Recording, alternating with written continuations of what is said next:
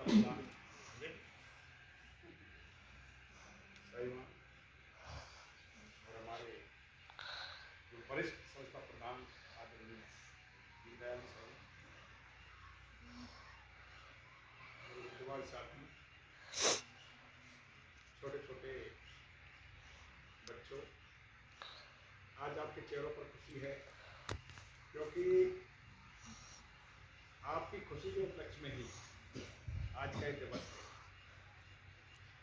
आज ही के दिन 14 नवंबर 1889 को एक ऐसे महान व्यक्ति का जन्म इस भारत भूमि पर हुआ जिनकी अंतिम इच्छा भी रही थी कि मेरा जन्मदिन बाल दिवस के रूप में मनाया जाए। स्वर्गीय पंडित जवाहरलाल नेहरू जी, जिनका 14 नवंबर 1889 को इलाहाबाद उत्तर प्रदेश के अंदर एक संपन्न परिवार में जन्म हुआ। उनके पिता मोतीलाल नेहरू पेशे से वकील थे। उनकी माँ कमला नेहरू थी, जिन्होंने को अच्छे स्कूलों में पढ़ाया लिखाया। लेकिन पंडित नेहरू जी का नाम नेहरू क्यों पड़ा या इस परिवार का नाम नेहरू क्यों पड़ा, ये बात आपने शायद अभी तक मेरे साथ नहीं देखी होगी। इनका परिवार इलाहाबाद छोड़कर दिल्ली चला गया। इनका परिवार कहाँ चला गया? दिल्ली के अंदर। और दिल्ली के अंदर एक जगह है चांदनी चौक, आज भी है वो जगह। चांदनी चौक के पास एक नहर बहती थी पहले, और अब होगी तो मैं उसके बारे में नहीं कह सकता हूँ। उस नहर के किनारे इन्होंने अपना निवास बनाया। वहाँ रहने के कारण उनको नेहरू शब्द पड़ गया। बाकी ये पंडित हैं, ब्राह्मण है जाति से।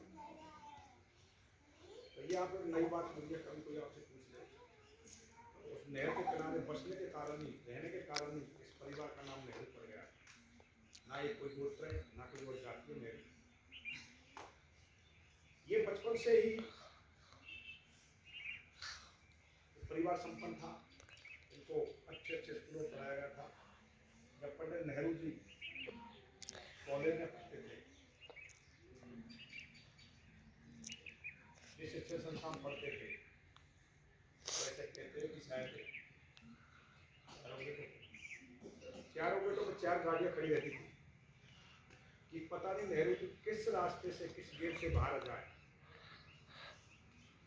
आप सोचिए कितना संपन्न परिवार था उस समय कि चारों गेटों में 4 व्हीलर गाड़ियाँ उस जमाने में खड़ी रहती थी, क्योंकि 4 गेट थे जिस संस्था में ये पढ़ते थे।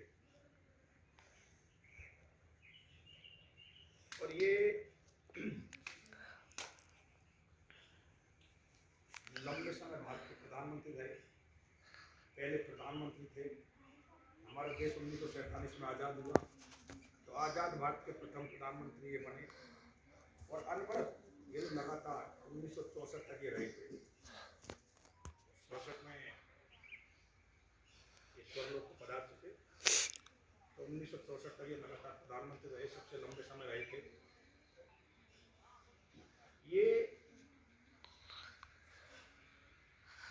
अपने जीवन में 2 चीज़ों से बहुत प्रेम करते थे, बहुत प्यार करते थे। एक तो गुलाब का फूल और एक बच्चे। इनकी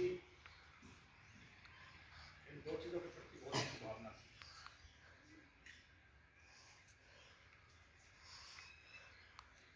और 1964 में जब इनकी मृत्यु हो गई, तो मृत्यु से पहले इनकी इच्छा ये थी कि मेरे जन्मदिन को, मेरी जयंती को मनाया जाए, तो बच्चों के प्रति बाल दिवस के रूप में मनाया जाए। तो भारत सरकार ने 1964 के बाद ये संसद में निर्णय लिया कि पंडित नेहरू जी की जो जयंती है उसको बाल दिवस के रूप में मनाया जाए। लेकिन बाल दिवस के रूप में मनाने से केवल ये नहीं कि तब उनका जन्म हुआ, तब उनकी मृत्यु हो गई। बाल दिवस का मतलब ये हुआ कि बच्चों के अधिकार, शिक्षा और कल्याण के प्रति बच्चों को जागरूक करना। आपके अधिकार कौन से हैं, कैसे आपका कल्याण हो सकता है, आपके अंदर जागरूकता लाने के लिए अधिकार, शिक्षा और कल्याण के लिए जागरूकता लाने के लिए इस दिवस को भारत सरकार ने एक बाल दिवस के रूप में घोषित किया। तब से ही संपूर्ण देश के अंदर आज के दिन कोने कोने में सभी शिक्षण संस्थाओं, सभी विशेष शिक्षण संस्थाओं में ही एकत्रित हो सकते हैं, इकट्ठे हो सकते हैं। समझदार लोग तो वो भी हैं जो अपने घरों पर भी अपने बच्चों के प्रति आज के दिन बहुत प्यार व्यक्त करते हैं, क्योंकि आपका दिवस है, आज आपको खुश रहना चाहिए। इसलिए बाल दिवस को भारत सरकार ने मनाना प्रारंभ किया, लगातार इसको मनाया जा रहा है। और बाकी आपको जो अधिकार दिए सरकार ने, उनके प्रति आपके अंदर जागरूकता आनी चाहिए। सबसे पहला अधिकार तो आपको ये दिया है कि शोषण के प्रति आपका कोई शोषण नहीं करे। 14 वर्ष से कम का जो बच्चा बच्ची है उसको हम किसी भी काम के लिए नहीं लगा सकते। 14 वर्ष से कम का बच्चा यदि काम कर रहा है तो वो कानूनी अपराध है। जिसके पास वो काम कर रहा है उसको सजा का प्रावधान है, यदि उसकी शिकायत हो जाती है। आजकल पुलिस ने भी एक हेल्पलाइन नंबर बना रखा है बच्चों या बच्चों से संबंधित 1098।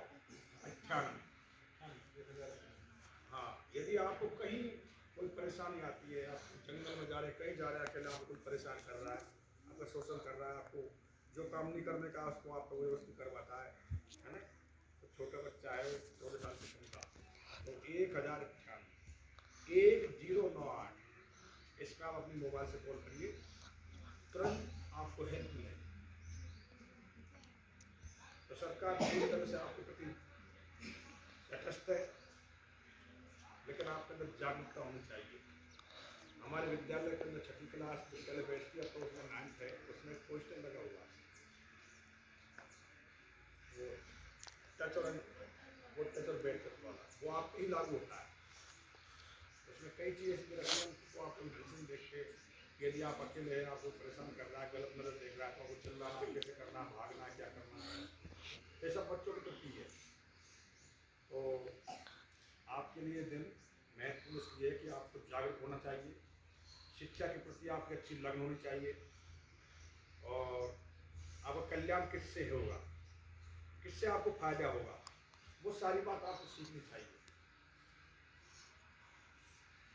आपको सभी गुरुजन ये कहते हुए पढ़ो, तो पढ़ने से आपका कल्याण होगा, उससे कल्याण नहीं होगा आप खिड़की पर भाग कर निकल गए कि आप मना करने के बावजूद भी इधर भाग रहे हो,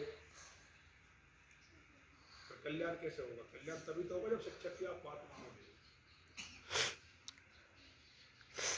तो मैं ये मानता हूँ मेरे व्यक्तिगत विचार से कि शिक्षक का पद भी बहुत गरिमापूर्ण है, और आपको भी ये बचपन मिला है।